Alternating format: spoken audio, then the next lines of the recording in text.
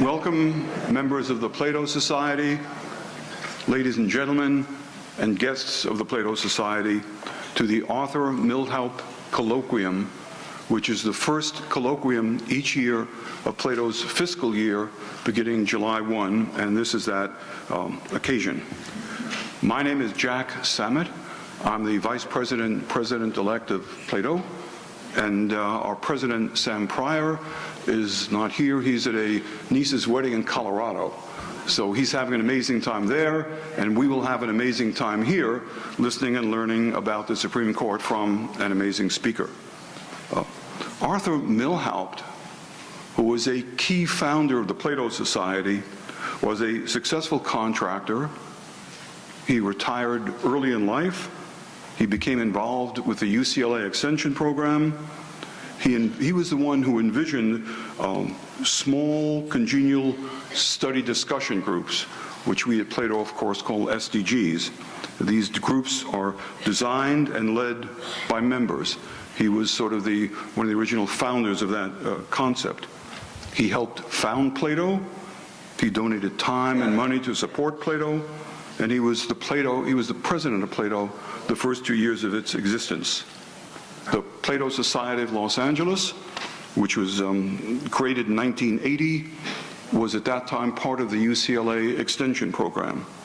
It had 100 members and 9 SDGs at the time of its creation. Today it has about 400 members and about 23 to 25 SDGs each of 3 trimesters, a total of 70 to 75 SDGs.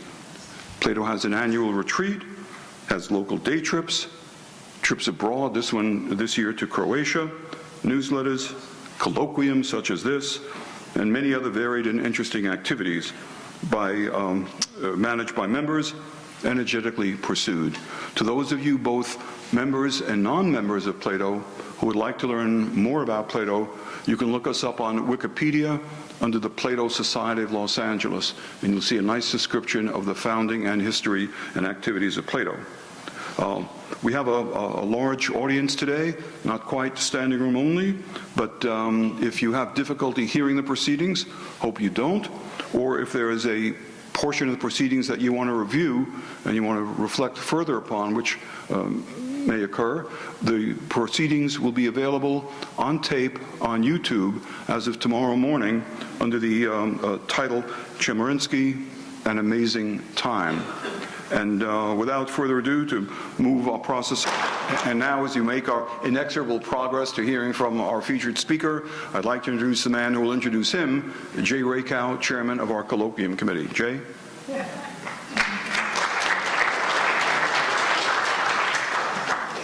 Thank you, Jack, and thank you all for coming. We are thrilled to have today's speaker to kick off our colloquium season. Needs very little introduction. Most of you know him, have seen him, and are familiar with him. But Erwin Chemerinsky is Dean of the Law School at UC Berkeley. Before that, he was the founding Dean of UC Irvine Law School. He taught at USC for many years, as well as Duke. And he's argued a number of times before the United States Supreme Court. He actually is a working lawyer as well. He's a commentator, author. Many of you may have seen him on TV. You may have read some of his writings in some of the leading newspapers and journals. His latest book is called We the People, a Progressive Reading of the Constitution. And so we're very happy to have him here. He'll give some remarks, and then we'll have a little question and answer session. So Professor Chemerinsky, Dean Chemerinsky, welcome, and thank you for coming.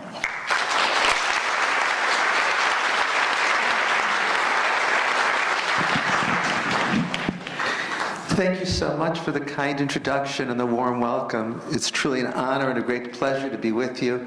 I want to thank the Plato Society for inviting me today, and I thank all of you for coming. We've entered a new era with regard to the Supreme Court. Eras of the Supreme Court last a long time. There was one era from the 1890s to 1936. It was a time of a very conservative Supreme Court. During this period, the Supreme Court struck down over 200 federal, state, and local laws, especially those protecting workers and consumers. The next era of the Supreme Court began in 1937. And from 1937 until 1969, there were always a majority of the justices, and sometimes a sizable majority of the justices, who had been appointed by Democratic presidents. The court became increasingly more liberal, especially into the 1960s, under the direction of Chief Justice Earl Warren. The next era of the court began in 1969, when Richard Nixon had 2 nominees confirmed for the court, and 2 more in 1971. This era lasted from 1969 until February 13th, 2016, the day Justice Antonin Scalia died.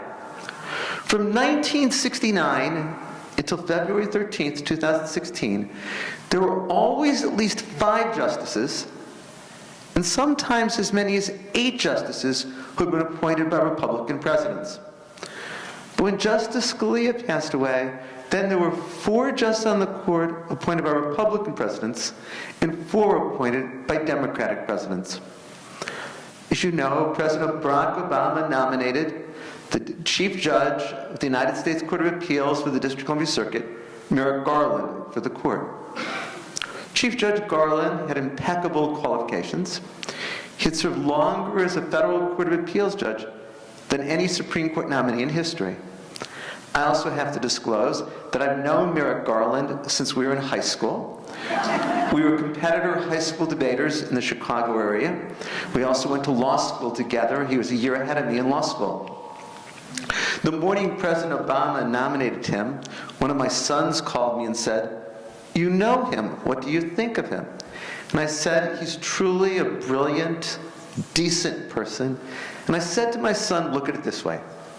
Merrick Garland grew up in the Chicago area. He was a high school debater. His grandparents from Eastern Europe. He was Jewish. He went to Harvard Law School. I could also, he had gray hair and wears glasses, about 5'7". I said, what's not to like about all of that? But then something happened that was unprecedented in American history.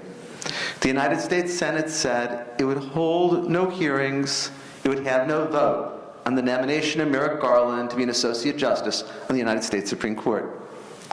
Prior to 2016, 24 times in American history, there had been a vacancy during the last year of a president's term. In 21 of 24 instances, the Senate confirmed. In 3 instances, the Senate denied confirmation. But never before had the Senate said, no hearings, no vote. It was clear that the future of the Supreme Court was going to turn on who won the November 2016 election. As a result of Donald Trump triumphing and the nominations then and confirmation of Neil Gorsuch and Brett Kavanaugh, we've entered this era of the Supreme Court. So that's what I want to talk about now, this era of the Supreme Court, and especially its initial years. I want to talk about it generally. I want to talk about last term of the Supreme Court, the first in which we had these 9 justices together. I want to talk about the coming term of the Supreme Court, then want to look to the longer term future, and then be glad to take your questions. So several themes as you think about the Supreme Court. First, what characterizes this new era is it's an era without a swing justice. If you think of the era from 1969 to February 13th, 2016, as I said, there was always a majority of justices who've been appointed by Republican presidents, sometimes it was 8 out of 9. But there was all during this time a swing justice on the Supreme Court. A Lewis Powell, a Sandra Day O'Connor, an Anthony Kennedy, who would often join together with the liberal justices to create a majority. This was especially true in some of those high-profile areas like abortion, affirmative action, and gay and lesbian rights. But what we saw 2 years ago in the Supreme Court was the start of this era without a swing justice. The term 2 years ago is officially known as October term 2017, just as the term that will begin now on October 7th will be known as October term 2019. In October term 2017, as I said 2 years ago, the Supreme Court decided 59 cases with signed opinions after briefing oral argument. That is the fewest number of cases decided by the Supreme Court in a year since 1864. 19 of those decisions were resolved by a 5-4 margin. In 14 of the 19, Justice Anthony Kennedy joined with Chief Justice Roberts and Justice Thomas, Alito, and Gorsuch to create the majority. In 0 of those 5-4 decisions did Anthony Kennedy join together with Justice Ginsburg, Breyer, Sotomayor, and Kagan to create the majority. To put this in some context, Anthony Kennedy served on the Supreme Court for a bit over 3 decades. In those 30 years, when the justices were ideologically split 5-4, Kennedy was with the conservatives 75% of the time, and with the liberals 25% of the time. The prior year, October term 2016, when the court was split 5-4 or 5-3, Justice Kennedy was with the liberal justices 57% of the time, and with the conservative justices 43% of the time. But in his last year on the court, Justice Kennedy was with the conservative justices 100% of the time in the split 5-4 rulings. And that's why that term, the conservative position prevailed in almost every decision. The effect of replacing Anthony Kennedy was someone who, by all accounts, is even more conservative, Brett Kavanaugh, is there's not going to be a swing justice for the foreseeable future. Now, I've heard many say, I've read some commentators write, that John Roberts will be the new swing justice. And I think in some areas, John Roberts is going to moderate how far right or how fast right the court goes. But John Roberts has been very conservative throughout his career. And especially in the high-profile areas that I mentioned, abortion, affirmative action, gay and lesbian rights, it's a mistake to think that John Roberts will be a swing justice, or there's anyone on the current court to be a swing justice. Take abortion rights. Since coming onto the Supreme Court in October 2005, John Roberts has never voted to strike down any abortion restriction in any case. He has voted to uphold every limit on abortion to come before the court.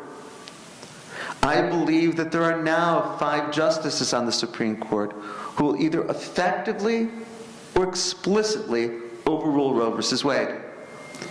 Since 2010, 33 states have adopted over 400 new laws imposing restrictions on abortion. If the Supreme Court upholds these restrictions, it will effectively end legal abortion in most states, even if the court doesn't overrule Roe v. Wade.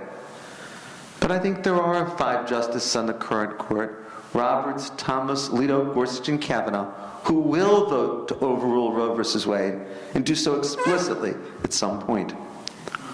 Or take the topic of affirmative action. In 2007, in a case called Parents Involved in Community Schools for Seattle School District No. 1, John Roberts wrote an opinion saying that the Constitution requires that the government always be colorblind, that all forms of affirmative action deny equal protection. He famously concluded his opinion by saying, the way to stop discriminating based on race is to stop discriminating based on race. I think there are now 5 justices who will declare all forms of affirmative action unconstitutional and overrule earlier precedents that have allowed it. Or take the area of gay and lesbian rights. For those who want to pin their hopes on John Roberts here, I direct your attention to a dissent that he wrote on June 26, 2015 in Oberfeld v. Hodges. Oberfeld v. Hodges was the Supreme Court case that declared unconstitutional state laws that prohibited same-sex marriage. John Roberts wrote a fiery dissent. In fact, the only dissent that John Roberts has read from the bench when coming on the court in October 2005 was that Oberfeld versus Hodges. Justices usually don't read their dissents from the bench, only if they feel particularly strongly to do so. And Roberts did so in Oberfeld. The majority opinion in every Supreme Court case in American history expanding rights for gays and lesbians was written by Anthony Kennedy. Without him on the court, it's hard to see 5 votes to continue that expansion of rights. So it is that this era is going to be characterized by a court that lacks a swing justice. And this era, too, is likely to last a long time. Think of the ages of the conservative justices now on the Supreme Court. Clarence Thomas is 70 years old. Samuel Alito is 68. John Roberts is 64. Brett Kavanaugh is 54. Neil Gorsuch is 51. It's easy to imagine these 5 justices being together on the court another decade or 2. So I think the bottom line is to reflect on the Supreme Court now and the foreseeable future is that if you are politically conservative, this is a time to be jubilant. Conservatives for decades have wanted a solid, staunch, conservative majority on the High Court. Now it exists. And if you're politically liberal, maybe the most encouraging thing I can say to you is perhaps the Supreme Court will continue to decide fewer and fewer cases each year.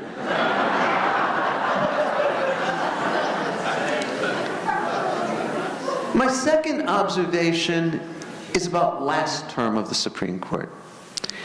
And it was an unusual term because as much as possible, the justices were staying away from the most controversial, divisive issues. On Friday, January 11th, the justices met in their private conference to decide the rest of the case to take for last term, known as October term 2018. When the justices meet in conference, no one is allowed in the room but the 9 justices. If they need anything, they have to send the most junior justice, now Brett Kavanaugh, out to be the messenger. But we know what cases are on the list for the justices to consider. And they had an amazing array of cases to take. They had 8 slots open on the April 2019 oral argument calendar. They had a case in the Federal Court of Appeals here on the West Coast that upheld a preliminary injunction to keep President Trump from rescinding DACA, the Deferred Action for Childhood Arrivals program. They had a case from the Second Circuit in New York which upheld a New York City ordinance that basically prohibits having guns outside the home. They had a case in the Federal Court of Appeals in Chicago, the Seventh Circuit, that struck down an Indiana law that imposed substantial restrictions with regard to abortion. They had 2 cases that had disagreed from other federal courts of appeals that dealt with the issue of, is discrimination and sexual orientation in employment a form of sex discrimination that violates federal employment discrimination law? They had a case about whether discrimination on the basis of gender identity, discrimination against transgender individual, was a form of sex discrimination in violation of federal law. They had 3 cases where federal district courts said that President Trump could not ban transgender individuals from serving in the military. They had a case in the New Jersey Supreme Court that said that local governments could not give historic preservation money to churches. Do you know how many of the cases that I just mentioned to you the Supreme Court took to be heard in April? None of them. I don't think it was coincidence. I think after the bruising Kavanaugh confirmation fight, the justices decided, whenever possible, to have a lower profile. In fact, as I'll talk about, the most controversial cases from last term were ones where the Supreme Court felt it had no alternative but to grant review. Now, as we'll also talk about, the Supreme Court has granted for this coming term many of the cases that I mentioned to you. As we all know, there are unintended consequences to our choices. Here, the unintended consequence is that the justices are deciding these cases in the spring of 2020 in the midst of a presidential election season. So I don't think the justices have succeeded in very long in keeping their lower profile. The third theme I'd identify for you, as you think about the current era of the Supreme Court, concerns the role of precedent. Precedent is usually given great weight in the law. There's even a phrase for it, stare decisis. And it's thought that precedent is important because it's what provides stability, predictability in the law. And ultimately, the underlying question with regard to the Roberts Court is going to be, how much weight is it going to give to precedent stare decisis? How willing will it be to overrule the cases in the areas like abortion, affirmative action, gay and lesbian rights? I was struck last term that there were 4 cases where the only question presented to the justices was whether to overrule a long-standing precedent. There were many other cases last term where that was the underlying issue. I argued one of those cases to the Supreme Court this past January, a case called Franchise Tax Board versus Hyatt. And I was struck by how much of the discussion and oral argument was about the role of precedent, the weight to give to stare decisis. Let me tell you a little about the case. In 1979, in Nevada versus Hall, the Supreme Court held that a state government can be sued in another state's court. My client, Gil Hyatt, is an inventor. He moved from California to Nevada in 1991. The Franchise Tax Board, which you know collects taxes here, had some employees who were convinced that it was a sham, that he hadn't really moved. He said he moved to evade California taxes. One of those Franchise Tax Board employees said very anti-Semitic things about Hyatt and said disparaging things about Jews more generally. Some employees of the Franchise Tax Board went to Nevada and literally broke into his house, trying to prove he didn't really live there. They sent dozens of letters out that contained private information, including his social security number. They spread false rumors about him, including those with whom he was doing business. Hyatt sued in Nevada State Trial Court pursuant to Nevada versus Hall. The jury ruled in his favor. The jury awarded a damage judgment of $385 million. This gives you a sense that the jury perceived what was done to Gil Hyatt was truly egregious. By the time the case got to the Supreme Court this fall, the judgment reduced to $100,000. The Supreme Court granted review on one question: should Nevada versus Hall be overruled? As I stood at the podium in the Supreme Court on January 9th, I was, I said, struck by how much of the discussion, how many of the questions to me from the justices were about precedent. At one point, Justice Alito said to me, how would the values of stare decisis be served by reaffirming Nevada versus Hall? I talked about the reliance that there had been on it in litigation. Then Justice Breyer did a 2-minute soliloquy on why stare decisis precedent matters in the law. He added at the end, do you agree? I paused for emphasis and said yes. Chief Justice Roberts then interjected, I thought that's what you would say. Justice Alito then said, aren't we better off as an institution overruling decisions when we think they're wrong rather than continuing them? I said, surely there are times when the Supreme Court has to overrule precedent. It was essential that Brown versus Board of Education overruled Plessy versus Ferguson. But precedent really matters in terms of stability, predictability in the law. Justice Kavanaugh then said to me, he thinks precedent should be overruled only if it's, quote, egregiously wrong. I said I like that adverb. Nevada versus Hall was not egregiously wrong and shouldn't be overruled. On Monday, May 13th, the Supreme Court, in a 5-4 decision, overruled Nevada versus Hall and ruled against Gil Hyatt. Justice Clarence Thomas wrote for the court, joined by Chief Justice Roberts and Justice Thomas, Justice Alito, Gorsuch, and Kavanaugh, joined together. Thomas wrote, joined by Roberts, Alito, Gorsuch, and Kavanaugh. Justice Breyer wrote the dissent, joined by Justices Ginsburg, Sotomayor, and Kagan. Justice Thomas, writing for the court, said, "Stare decisis and precedent are not inexorable commands." He said the court should overrule precedents when it thinks it was wrongly decided. Justice Breyer defended Nevada versus Hall. Justice Breyer talked about why precedent really matters in the law. And he ended his dissenting opinion with a sentence that would be quite important as we think about the Supreme Court in the future.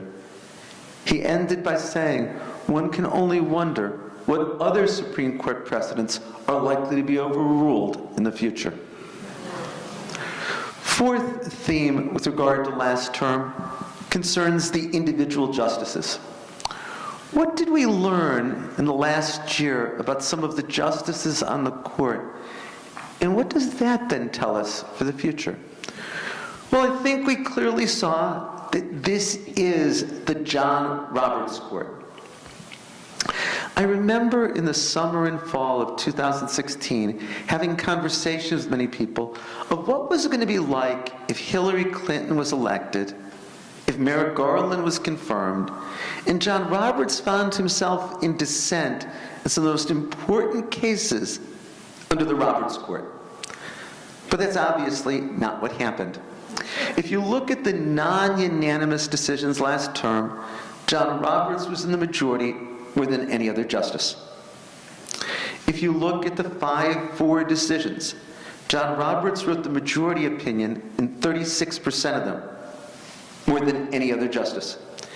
If you look qualitatively at what I regard as the most important cases last year, and I'll talk about them in a moment, the ones that dealt with partisan gerrymandering and the census, John Roberts wrote the majority opinion.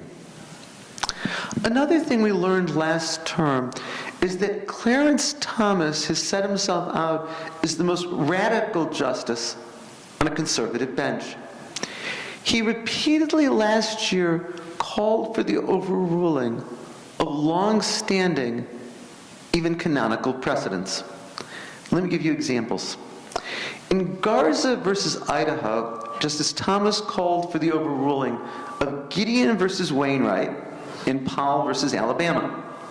Gideon versus Wainwright was a 1963 case that said, if a person is being tried for a crime in state court, and there's a possible prison sentence, the state has to pay for a lawyer if the criminal defendant can't afford one. It was the subject of a wonderful book by Anthony Lewis called Gideon's Trumpet. It became a movie with Henry Fonda. Powell versus Alabama was decided in 1932. And there the Supreme Court held, if a person is being tried for a crime in state court, and there's a possible death sentence, the state has to pay for an attorney if the criminal defendant can't afford one. I've not seen anyone argue that Gideon and Powell were wrongly decided until Justice Thomas last term said that they should be overruled. He said the Sixth Amendment right to counsel means only there's a right of a person to bring a lawyer to court if he or she can afford one. There's no constitutional duty of the government to pay for one for a person who can't afford counsel. In McKee versus Cosby, Justice Thomas wrote an opinion calling for the overruling of New York Times versus Sullivan. New York Times versus Sullivan was a 1964 Supreme Court case that limited the ability of public officials to sue and recover for defamation. It's the case where the Supreme Court famously said that the First Amendment protects the right to have open and robust debate about issues of public importance, protects the right to even have vituperative attacks on those who run for office and hold public office. When New York Times versus Sullivan came down, then University of Chicago law professor Harry Calvin said, it's It's an occasion for dancing in the streets. And again, don't know anybody who called for the overruling of New York Times versus Sullivan until Justice Thomas in 2019. In Flowers versus Mississippi, Justice Thomas called for the overruling of Batson versus Kentucky.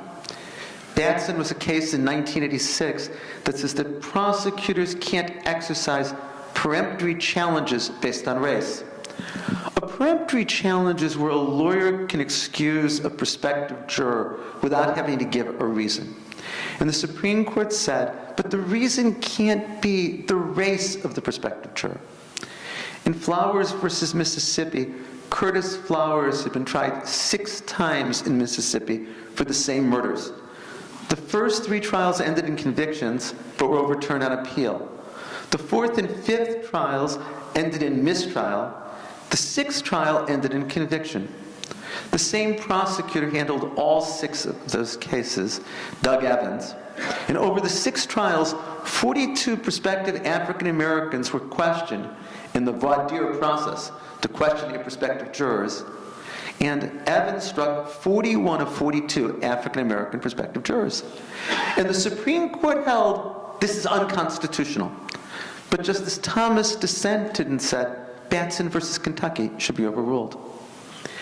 In a case that I'll talk about in just a moment, American Legion versus American Humanist Association, Justice Thomas said that the Establishment Clause of the First Amendment, that the government can make no law respecting the establishment of religion, should not be applied to state and local governments. In Everson v. Board of Education, 1947, the Supreme Court said, this does apply to state and local governments.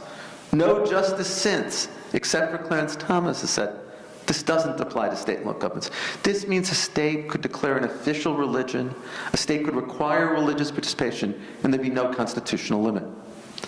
In Timms versus Indiana, Justice Thomas said that the abortion cases should be overruled and likened them to Dred Scott versus Sanford, the infamous Supreme Court case that precipitated the Civil War.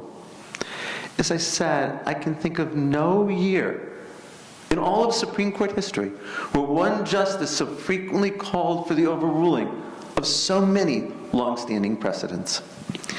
And finally, in terms of the individual justices, I think last term was one where we really heard the voice of Justice Elena Kagan.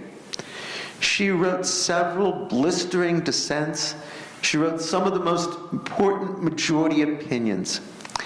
As you know, Justice Ruth Bader Ginsburg had surgery in December and was absent from oral arguments in the court in January, first time in her career.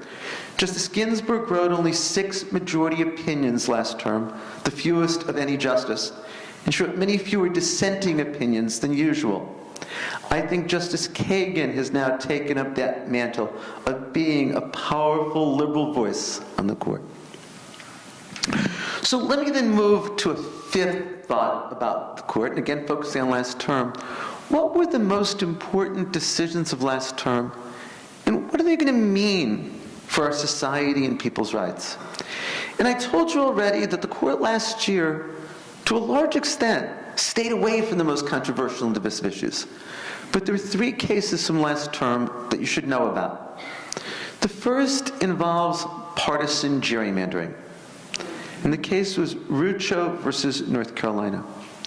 Partisan gerrymander, of course, is with a political party that controls the legislature, draws election districts to maximize seats for that party.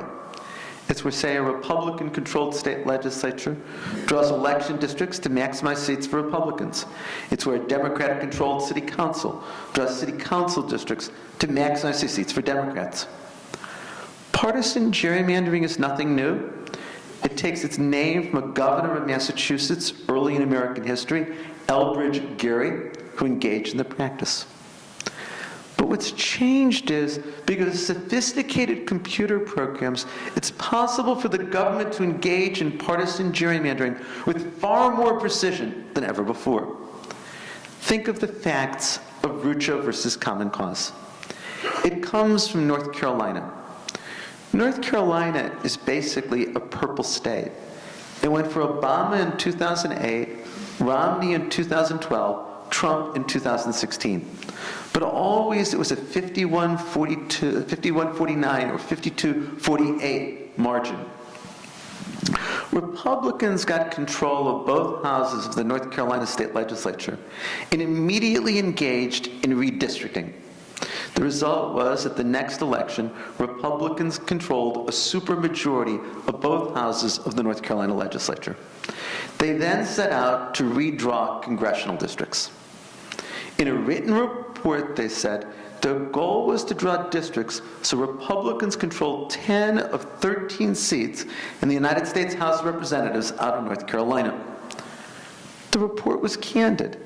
They said if they could figure a way to do so, they would draw maps to give Republicans control of even more seats than that. The computer drew 3,000 different maps for districting in North Carolina.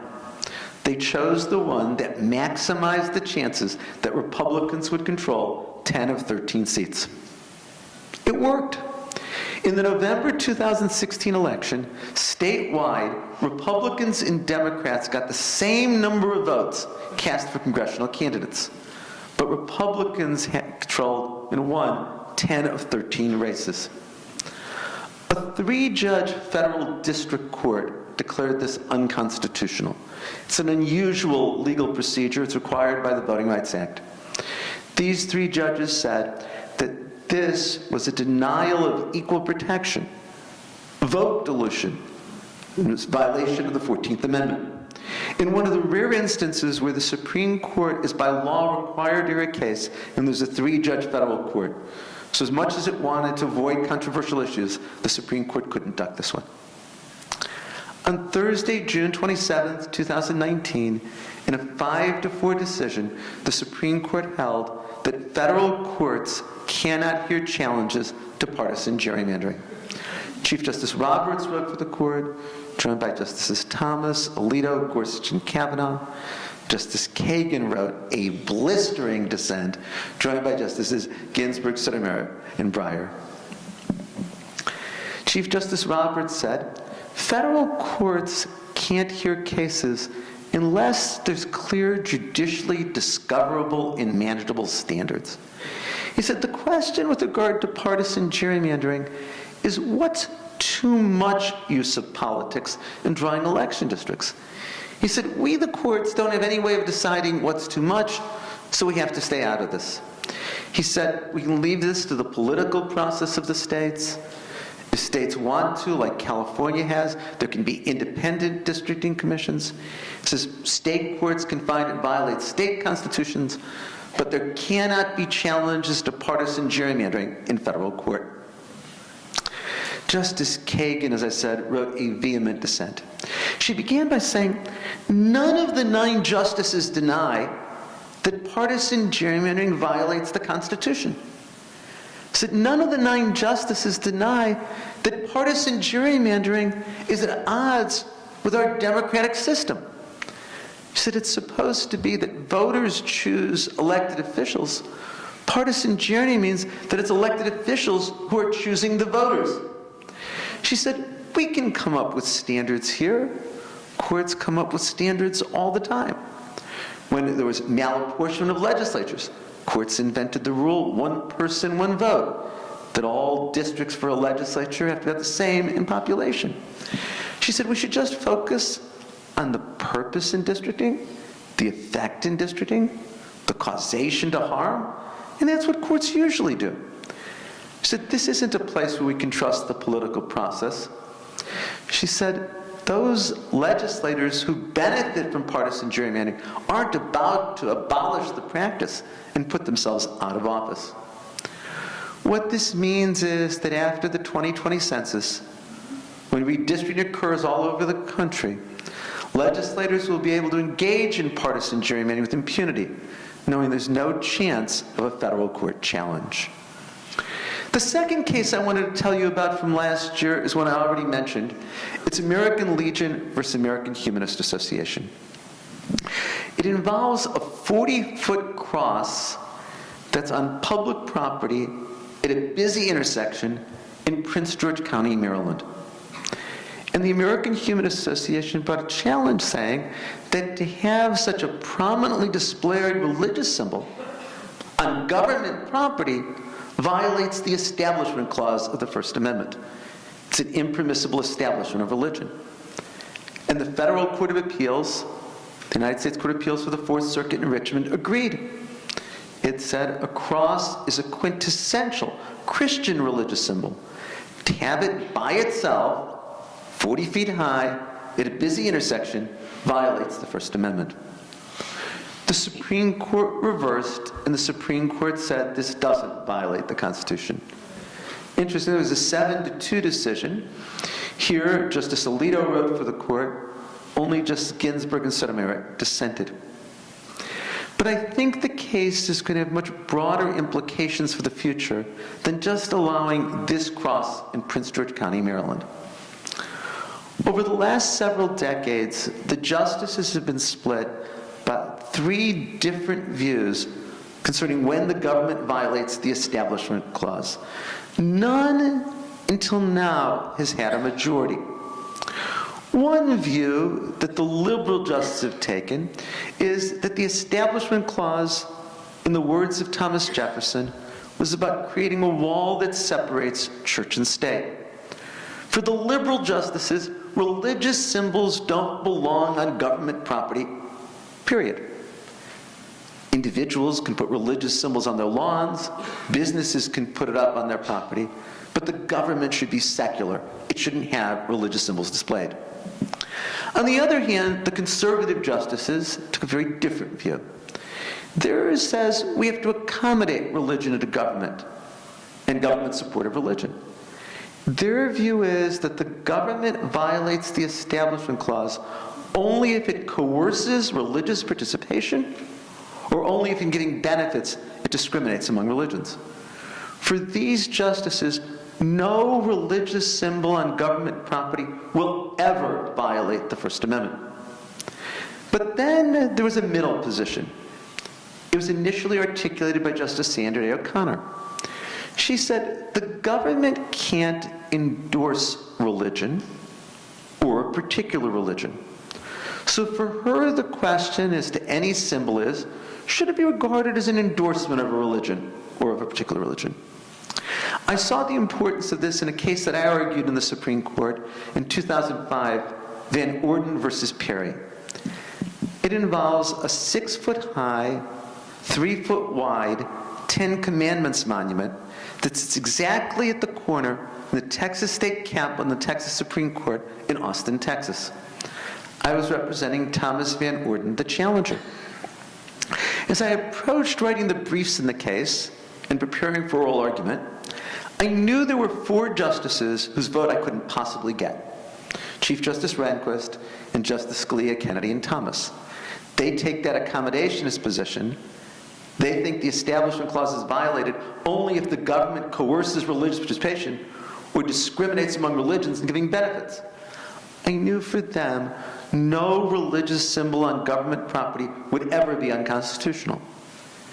In fact, at the oral argument, Justice Kennedy said to me, with real hostility in his voice, if your client doesn't like the 10 Commandments monument, why doesn't he just look the other way? And of course, I answered by saying, we don't excuse constitutional violations by ignoring them. That there'd be no stopping point to this. A city could put a large Latin cross atop City Hall and say, if you don't like it, look the other way. But I also knew that unless I really messed up, I was going to get the votes of Justices Stevens, Souter, and Ginsburg, because they believe religious symbols don't belong on government property at all. So I knew the case came down to Justice O'Connor and Breyer. They take the view that the government violates the Establishment Clause if it endorses religion or a particular religion.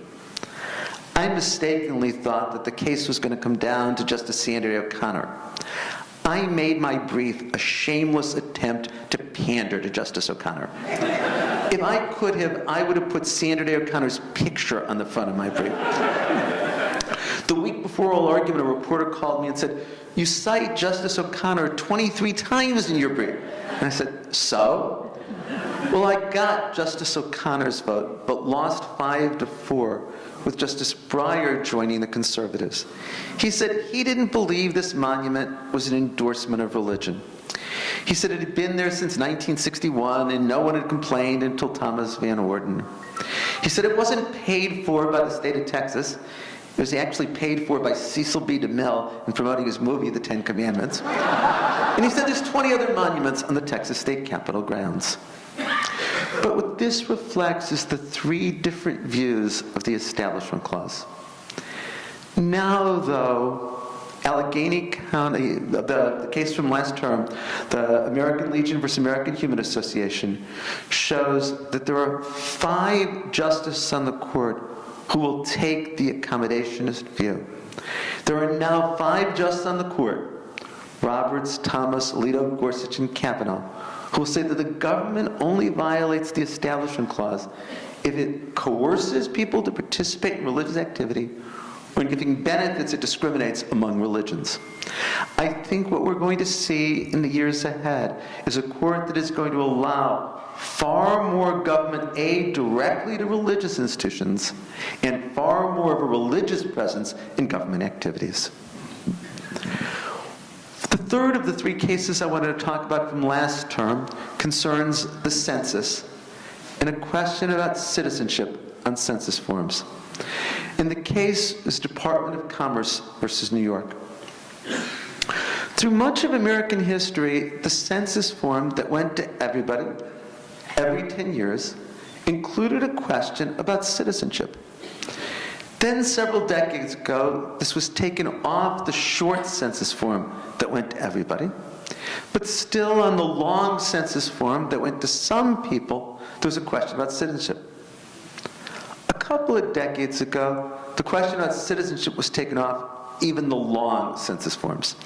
And the concern was that a question about citizenship would cause some, especially non-citizens, particularly undocumented individuals, to not fill out the census form. It's so important that there be an accurate census. The allocation of seats in the House of Representatives depends on it. The allotment of federal funds turns on it. Upon taking office, the Secretary of Commerce, Wilbur Ross, said there would be a question about citizenship on the 2020 census that went to everyone. The state of New York and several public interest organizations brought a challenge. 3 federal trial courts ruled this invalid.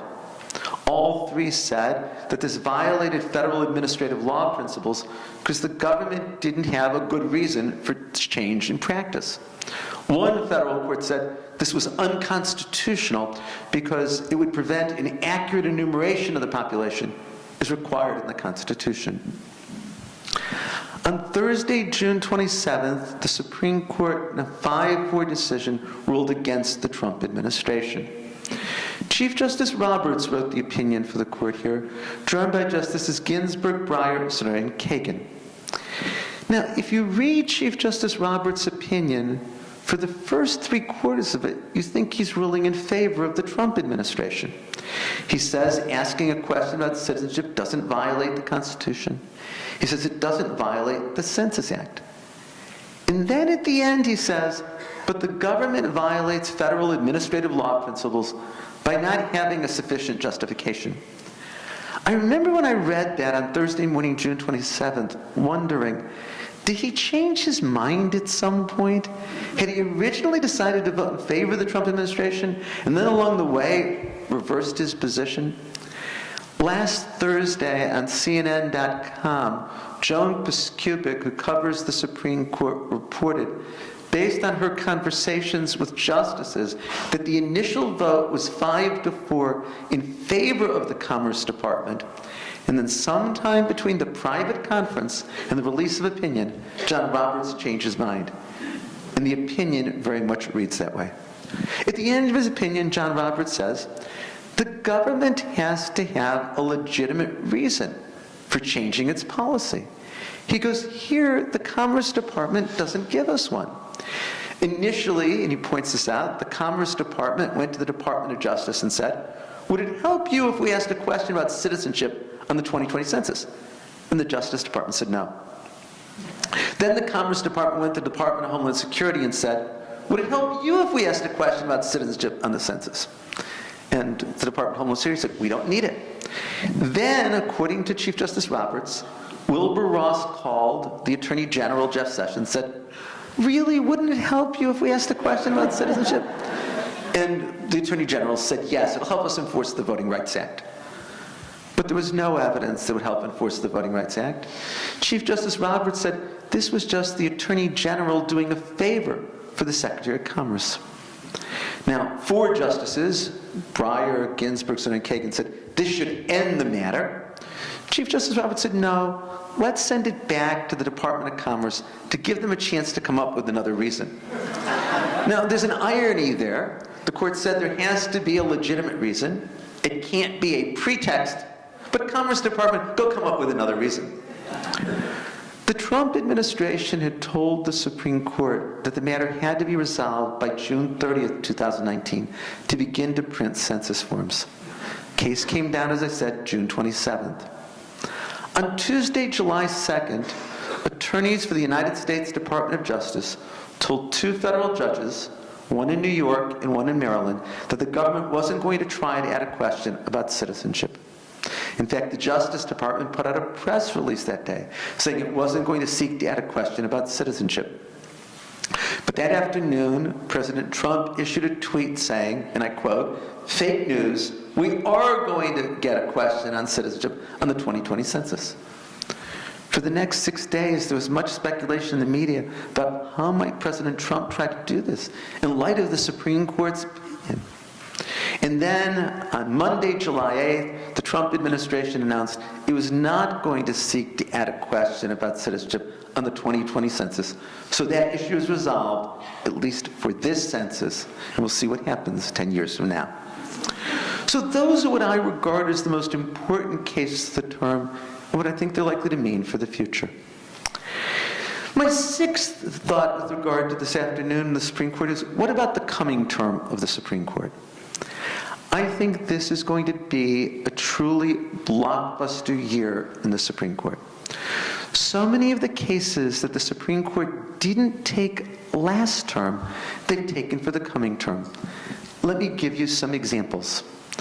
On Tuesday, October 8th, the Supreme Court is going to be hearing 3 important cases with regard to discrimination against lesbian, gay, and transgender individuals under federal employment law. First, there are 2 cases that are combined, Altitude Express versus Zarda and Bostic versus Clayton County, Georgia, that involve whether discriminating against gay and lesbians is discrimination on the basis of sex in violation of Title VII.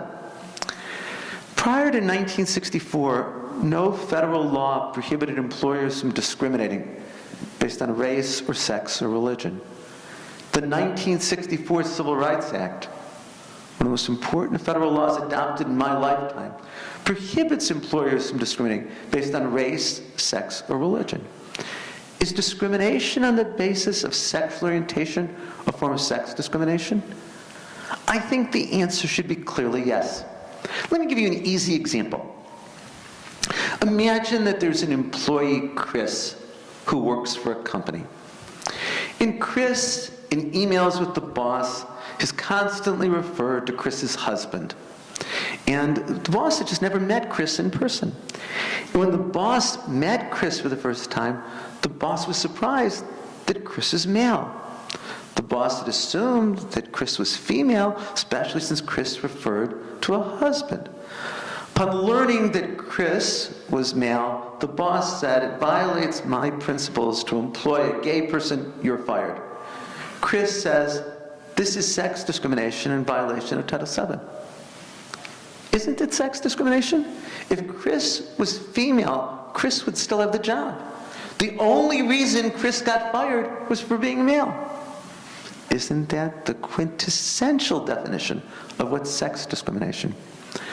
The same day, the Supreme Court is going to hear oral arguments in a case called RG and GR Funeral Homes versus Equal Employment Opportunity Commission. It involves a funeral home, the Harris Funeral Homes. It involves a man by the name of Andrew Stevens. and he informed the employer that he was going to transition and going to become female and was going to become Amy Stevens. The boss, after thinking about it for 2 weeks, said, "It violates my religion to employ a transgender individual. You're fired." Amy Stevens sued. The Obama administration took the side of Amy Stevens. The Trump administration has come down on the other side. Again, the question is this discrimination on the basis of sex? If Amy were still Andrew, there would still be a job. The firing was entirely because of sex. And so it seemed to be illegal and a basis for damages. One interesting thing about the briefs in that case, Amy Stevens in her brief says clearly she wishes to be referred to by female pronouns, her and she. But the Trump administration and the attorney for the funeral homes refused to use the female pronouns in referring to her, the choice of language reflecting so much. Now, I regard these, based on the plain language of the statute, as easy cases. But remember what I said earlier. The majority opinion in every Supreme Court case advancing rights for gays and lesbians was written by Anthony Kennedy. The marriage equality cases were written by Kennedy, drawn by Ginsburg, Brierson, and Kagan. Who will be the fifth vote for gay, lesbian, and transgender rights without Kennedy on the court? On Tuesday, November 12th, the Supreme Court oral arguments in Department of Homeland Security versus University of California. The case involves the question of whether President Trump had the legal authority to rescind DACA, the Deferred Action for Child Arrivals program. President Obama created this program. It involves 800,000 individuals who are in the United States. These are all people who were brought to the country before age 15. They're all either enrolled in school or have a high school diploma or a GED, or serving in the military. They can't have a felony conviction or a serious misdemeanor conviction, and they have to be under the age of 30. President Trump has announced that that program will no longer exist, so all 800,000 individuals will face deportation. It's a case with enormous human effects. In my law school, on my campus, on the UCLA campus a few miles from here, there are so many DACA students. These are individuals who are often brought to this country as young children. There's no country to deport them to that would be home, and yet that's what they face. And they face the risk of that if the Supreme Court agrees with the Trump administration. In December, the Supreme Court is going to hear New York Rifle and Gun Association versus City of New York. New York adopted an ordinance that basically prohibiting guns outside the home unless somebody is going to a gun firing range. The Federal Court of Appeals said that's constitutional. From 1791, when the Second Amendment was adopted, until June of 2008, the Supreme Court always said that the Second Amendment is just about a right to have guns, is just to have guns for the sake of militia service. The Supreme Court had said all during this time that the Second Amendment means what it says. It says a well-regulated militia being necessary to the security of a free state, so that people to keep and bear arms shall not be infringed. In June 2008, in District of Columbia versus Heller, for the first time, the Supreme Court said the Second Amendment also includes a right of people to have guns in their home for the sake of security. But the court was clear this is not an absolute right. Justice Scalia wrote for the court, it was 5-4, and he said, the government can regulate where people have guns, like bearing guns in airports or schools. The government can regulate who has guns, like keeping people with a felony conviction or a history of serious mental illness from having guns. And the government can regulate the kind of guns people have, like keeping people from having bazookas or assault rifles. But that's the last thing the Supreme Court said about the Second Amendment. It was 11 years ago. Now the Supreme Court has taken another case that will raise the question, what's the right to have guns outside the home?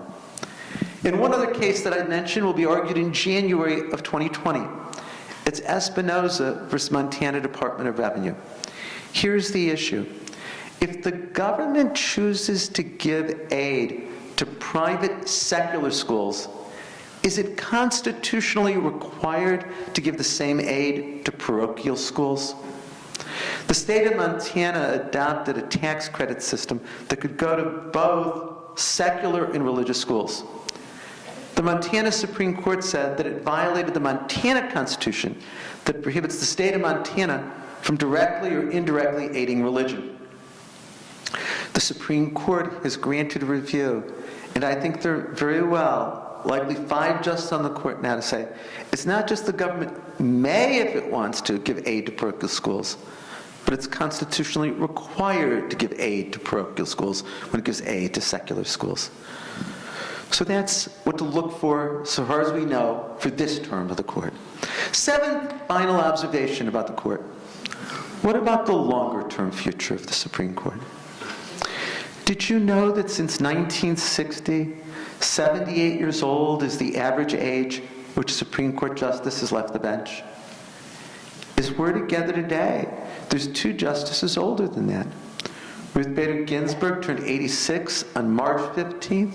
Stephen Breyer turned 81 on August 15th. Now, I have no doubt that these 2 justices will remain on the court to the end of the Trump presidency if their health allows them to do so. I've heard many remark that Justice Ginsburg appears very frail on the bench. I first met her in 1986 when she was a judge on the D.C. Circuit. She looked really frail then, too. And I gotta believe that Justice Ginsburg and Breyer left instructions with their law clerks that if anything happens to them, just keep them on the bench and keep voting. But given their age, given what we heard about their health, especially if there's a second Trump term, I think he's going to have additional vacancies to fill on the court. Just yesterday, a reporter from USA Today, Rich Wolf, who covers the Supreme Court, called me and said, if Ginsburg should leave the bench before the end of this term of the Trump presidency, what difference would it make? We've already got 5 conservative justices. I said, well, if she's replaced by a conservative, it would then mean that that seat on the court is in conservative hands for decades to come. Anthony Kennedy, when he left the court, was 82 years old. Brett Kavanaugh at the time, confirmation, was 53. It means this seat on the court will be in conservative hands for decades to come. I mean, the conservative majority is likely to last a longer time. But I also said, when it's 5-4, there's always the chance that the liberal justices can get 1 justice to come along with them. It's so much harder when it's 6-3.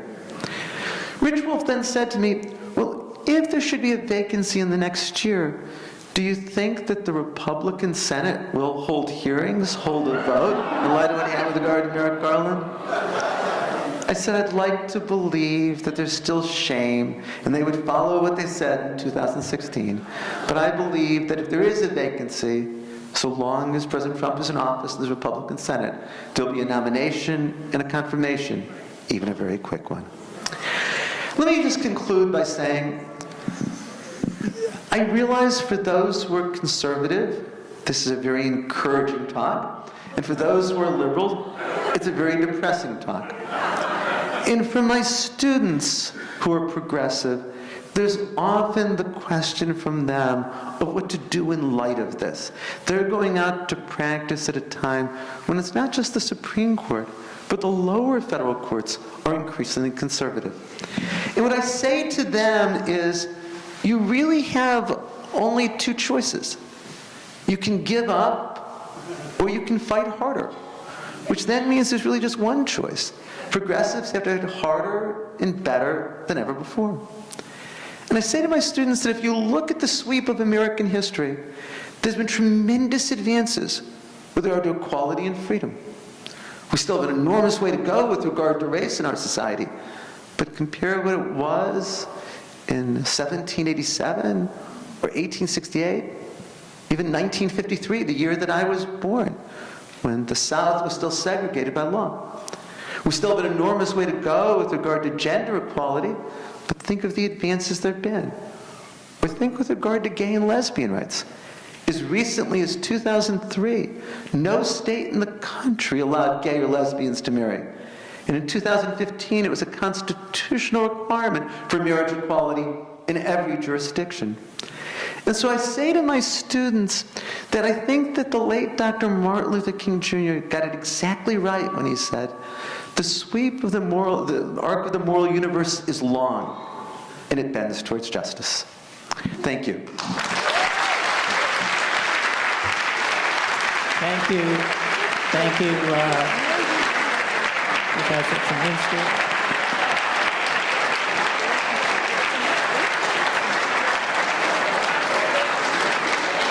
Thank you, Dean. And now we have about 20 minutes for some questions. Jack Samet will be in this aisle. I'll be in that aisle. And we have limited time, but we'll try and get to people who raise their hand. And let's start with this gentleman here. Thank you very much for your insights. They're fantastic. There are two things that I wonder about. One is Justice Warren was appointed by a Republican president, and everybody thought he was conservative until Brown versus Board of Education. Is there any chance that any of these conservative justices may turn? And the second question is, since several of them are so focused on the actual language of the Constitution or of the laws that they're adjudicating, is it not possible that some of the issues that you've raised would benefit from that kind of a focus? As to the first question, there have been very few surprises over the last century in terms of ideology of judicial picks. Yes, Felix Frankfurter was thought to be a liberal and ended up very conservative. Harry Blackmun started conservative, became very liberal. But not many people have ideological shifts in major worldviews in their 50s and 60s. Also, there's far more scrutiny of ideology than there used to be with regard to Supreme Court picks. Remember, Dwight Eisenhower was not a particularly ideologically defined president. People didn't know whether he was going to run as a Democrat or as a Republican until he announced that he was running as a Republican candidate for president. He picked a Democrat, William Brennan, for the Supreme Court. After David Souter turned out to be very different than the George W. Bush administration wanted, both Democratic and Republican presidents have done far more with regard to scrutinizing the ideology of the nominees. Everything that we know about Roberts, Thomas, Alito, Gorsuch, and Kavanaugh is their whole lives they've been very conservative. But to be fair, everything we know about Ginsburg, Brierson, and Kagan is they're liberal. We're not going to see any shifts among these individuals. Your second question in terms of the language of the Constitution, the Constitution was written intentionally in very broad, open-ended terms. Tuesday, September 17th, was Constitution Day, because on September 17th, 1787, the framers of the Constitution, those who wrote it in Philadelphia, signed their names and then returned home to fight for ratification. How can we be governed in 2019 in our technological society by a document written in 1787 for an agrarian slave society? The answer is because it's written in such open-ended language. Take some of the examples that I mentioned. What's a law respecting establishment of religion? What's equal protection? What's due process of law? There's no way to answer that except from the values and perspectives of the justices. Also, inevitably, constitutional law is about balancing competing interests.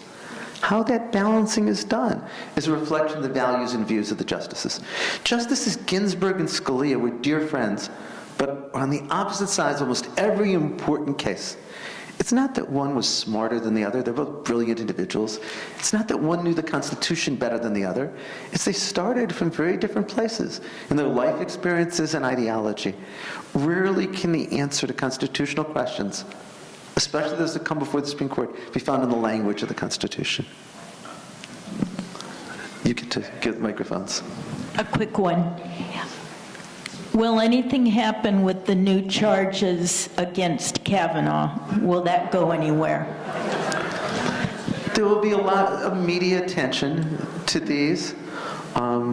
There's a new book that's come out There was an op-ed in Sunday's New York Times, which has proven controversial because the authors didn't disclose in that article that they hadn't talked to the woman. But here's the bottom line. To impeach a Supreme Court justice takes a majority vote in the House of Representatives. To convict and remove a Supreme Court justice takes 2/3 vote in the Senate. It's the same as for the President of the United States. Even if the House had the stomach to want to take up impeachment of Kavanaugh in an election year, there's no chance that 2/3 of the senators are going to vote to remove him, given that this is the very Senate that voted to confirm him 50 to 48. So then the question is it worth the time and political capital of the House to try to impeach, given that there's no chance of conviction in the Senate? And I think the answer for the House of Representatives would be, no, they're not going to fight that fight. And so yes, there have been calls for impeachment, but I don't think that's going to go anywhere, just because of the numbers, the reality in the Senate. Several of the presidential candidates have suggested altering the structure of the Supreme Court. Buttigieg has a 15-justice idea. Others have talked about expanding the number of justices. So I'm curious to know what your thinking is on that and what is required to change the structure of the court. The number of justices is set not in the Constitution, but by federal law. And the number of justices is ranged between 5 and 10. 9, which we've had since the late 1860s, is historical accident.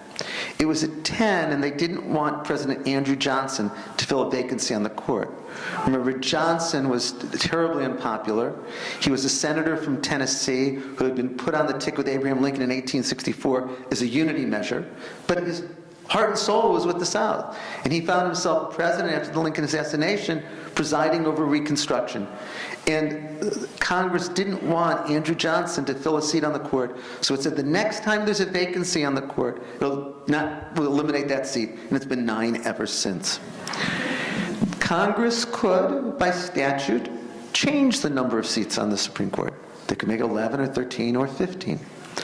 My position is, if the Democrats win the presidency and both houses of Congress in 2020, they should think seriously about expanding the size of the Supreme Court. I think there's a strong argument that the Merrick Garland seat was truly a stolen seat on the court, for the reasons I said in my introduction. But I don't think the Democrats should talk about this until they win the presidency and Congress. The number one reason that was given by those who voted for Donald Trump was the Supreme Court. According to the CNN exit poll, 54% of Trump voters said the number one reason they voted for him was the Supreme Court. For those who voted for Hillary Clinton, the Supreme Court was number 4 on their list in terms of why people voted for her. I think talking about expanding the size of the Supreme Court just gives to the Trump administration an incentive to mobilize some who might otherwise vote. There's no need to talk about it now. Let's have this conversation if the Democrats win the presidency in both houses of Congress, and we can have that conversation in January and February 2021. Hi.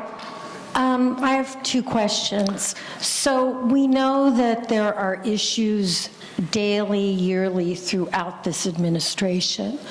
And it just seems to me that it's a mob mentality that gets away with it above the law. My question is this: what is... Please, we don't want political statements. Please confine yourself to questions. Okay, just your question, please. My question is that how is it that Mitch McConnell seems to be controlling everything, and what is happening with the cases in New York about this? Emoluments clause. Okay, in terms of the former, so much of our Constitution depends on the good faith of those who govern us. There is no constitutional requirement that the Senate hold hearings and a vote on a Supreme Court nomination. But through all of American history until 2016, that's always happened. Mitch McConnell, as the head of the Senate Judiciary Committee, said on the day that Justice Scalia died, February 13th, 2016, no hearings, no vote. I don't think that's the good faith that we assume in the Constitution. There's long been a practice called blue slips that allows a home state senator to, in essence, block someone from that state being put on the federal court. And that's been a check that's been eliminated. And so the institutions of government allow this, but it also means that some of the guardrails that exist, some of the norms that protect democracy, haven't been observed. Your second question is a very important one about the emoluments clauses of the Constitution. There's two provisions that are relevant that use the word emoluments. I think until January of 2017, most people thought emoluments refers to skin creams. It means benefits. Article 1, Section 9 says that no one who holds a federal office can receive any presents or emoluments from a foreign government. Article 2, Section 1 says that the president cannot receive any emoluments for serving the office other than the salary that's paid for the position. There's no doubt that President Trump is receiving enormous benefits from foreign governments and from the United States government through his properties and violating the Emoluments Clause. On Monday, January 23rd, 2017, a lawsuit was filed in federal court in New York saying that President Trump is violating the Emoluments Clause. I'm one of many lawyers who's co-counsel in that suit. The federal district court dismissed the case, saying the plaintiffs didn't have a serious enough injury and it's a matter the court shouldn't get involved in. Just a week ago, the United States Court of Appeals for the Second Circuit reversed and said the case can go forward. The plaintiffs have alleged an injury, it's a matter resolved in federal court. Meanwhile, I'll finish the answer quickly. 2 attorney generals filed a suit in Maryland saying President Trump is violating the Emoluments Clause. The federal district court said the case could go forward, but the federal court of appeals reversed. The Fourth Circuit said they're not sufficiently injured. And over 200 members of Congress filed a suit in federal court in D.C. that President Trump is violating the Emoluments Clause. The federal district court, the trial court, said the case go forward, and the case is now on appeal to the Federal Court of Appeals, the United States Court of Appeals for the D.C. Circuit. So the answer to your question is these suits about the Emoluments Clause are still going on. But we're on September 19th, 2019. We're almost 3 years into the Trump presidency, and they're still all at early stages of the proceedings. Please. Thank you. Thank you very much for your wonderful talk today. Thank you. All right. My question regards the Federalist Society, and I'm wondering if the progressives have anything like it, and have you ever thought about forming one yourself? Yes and yes. The organization is called the American Constitution Society. It was formed almost 20 years ago. I was one of a large number of people involved, though I had a very tiny role in all of that. And it does, in many ways, provide something on the progressive side to what the Federalist Society does on the conservative side. It has chapters in law schools, including mine and the others here in Los Angeles. It has lawyer chapters. It has a big national conference. It gets the more liberal Supreme Court justices to come to it, while the conservative ones go to the Federalist Society. The biggest difference is that the Federalist Society has so much more money than the American Constitution Society. And I sit on the national board of the American Constitution Society. I can tell you our budget is a small fraction of what the Federalist Society has. I mean, the Koch brothers, for example, gave huge amounts of money to the Federalist Society. They don't to the American Constitution Society. So yes, it exists, but, and it's doing great work. It's just not funded like the Federalist Society. What about Steven Spielberg and asking for money? I'm all in favor. I personally can only ask for money for one institution, the University of California, Berkeley School of Law. Just a couple more questions. I got one here. I'd like to know your opinion on the Democrats impeaching Trump. I believe that Donald Trump has committed high crimes and misdemeanors. I believe that he has done so in violating the Emoluments Clause which is a part of the Constitution. I believe he engaged in obstruction of justice with regard to trying to halt the investigation of the ties in the election, and go on with all of that. Now, what we know is what I said to the prior question. If he is impeached in the House, there is a 0% chance that the Senate will convict him. In light of that, is it politically better for the Democrats to pursue impeachment? Is it a matter of principle to pursue impeachment? Or is Nancy Pelosi right that pursuing impeachment now will only help Trump politically, and there's no point since the Senate won't convict? I think that having an inquiry to start the matter certainly makes sense, and this is what the House Representatives and Gerald Nadler are trying to do now. But I think that it's ultimately a political question. Since there's no chance of removal by the Senate, are the Democrats better off or not better off politically pursuing impeachment? Hello? One very quick question, but first, I have been told to say hello to you from my daughter, Mira Hashmal. Oh, She would come, but she's in court today, but and also was up very late writing a brief. Mira is my co-counsel in a case in the United States Supreme Court that I'll argue on November 13th, Comcast versus National Association of African-Owned Media. And I can tell you that they were up very late. I got the last draft from their office at 10:30 because they had to go to the printer this morning. anyway, so I am her very proud mother. But my question is, you've given us some predictions of how various judges will lean on issues concerning gay and transgender rights and so on. But what about voting rights and money in politics? Those, you did mention those two very important. Great question. And Mira is a really terrific lawyer. Now let me ask you a question. In 2010, in Citizens United versus Federal Election Commission, the Supreme Court held that corporations have the right to spend unlimited amounts of money from their corporate treasuries against elected or defeated.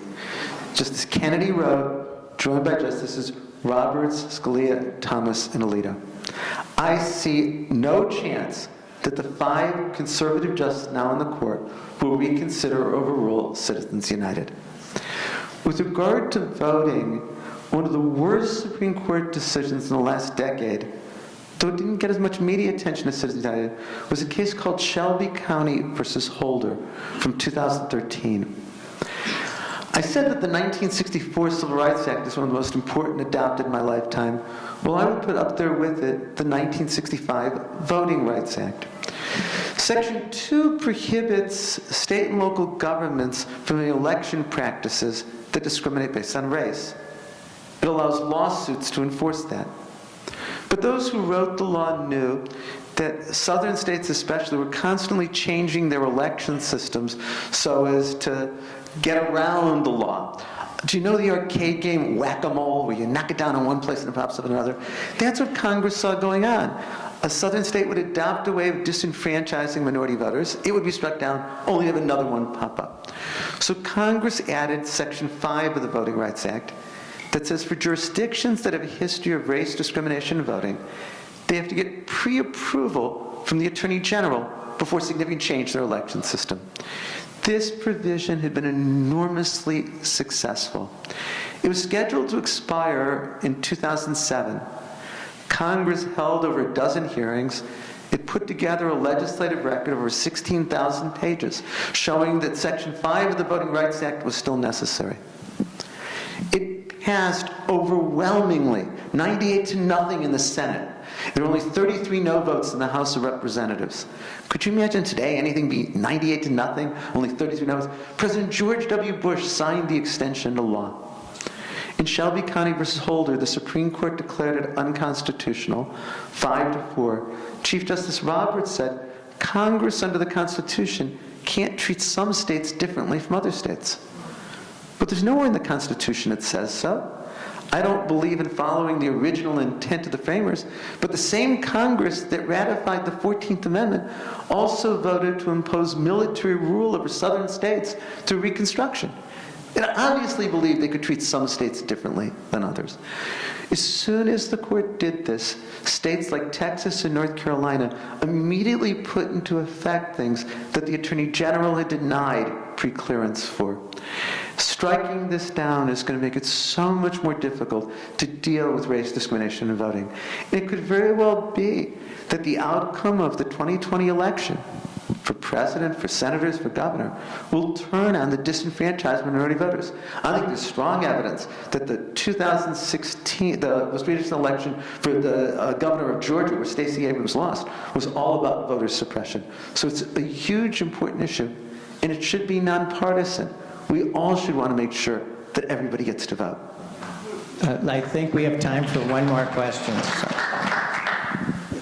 What is the likelihood that the Supreme Court will consider the constitutionality of the Affordable Care Act, and what is the likelihood that Justice Roberts will support the constitutionality? A federal district court in Texas declared the Affordable Care Act unconstitutional, but on what I thought was a specious ground. The Affordable Care Act had a provision within it that said that everyone had to purchase insurance by 2016 or pay a tax penalty. The Supreme Court in 2012, in National Federation of Business for Sebelius, upheld that as a valid exercise of Congress's taxing power. As you alluded to, Chief Justice Roberts wrote the opinion upholding it, joined by Justice Ginsburg, Breyerson, and Kagan. Congress, in December 2017, repealed the individual mandate, the requirement that people buy insurance or pay a tax penalty. The federal district court in Texas said, well, without that provision, the whole law is unconstitutional. That makes no sense, because Congress could have adopted the law without that provision. All the court said in Sebelius is that provision is constitutional. It didn't say that provision was essential for the law. The case was argued in the Fifth Circuit a couple months ago. It was 2 conservative judges and 1 liberal judge. Many people think that the decision is going to be 2-1 to strike down the Affordable Care Act, and then it will come to the Supreme Court. So I think there's a real chance that the Supreme Court will again face the question of whether the Affordable Care Act is unconstitutional. And what it'll do this time, I think, should be an easy legal question. But in terms of the politics of it, much harder to know. Thank you. Thank you so much for having me.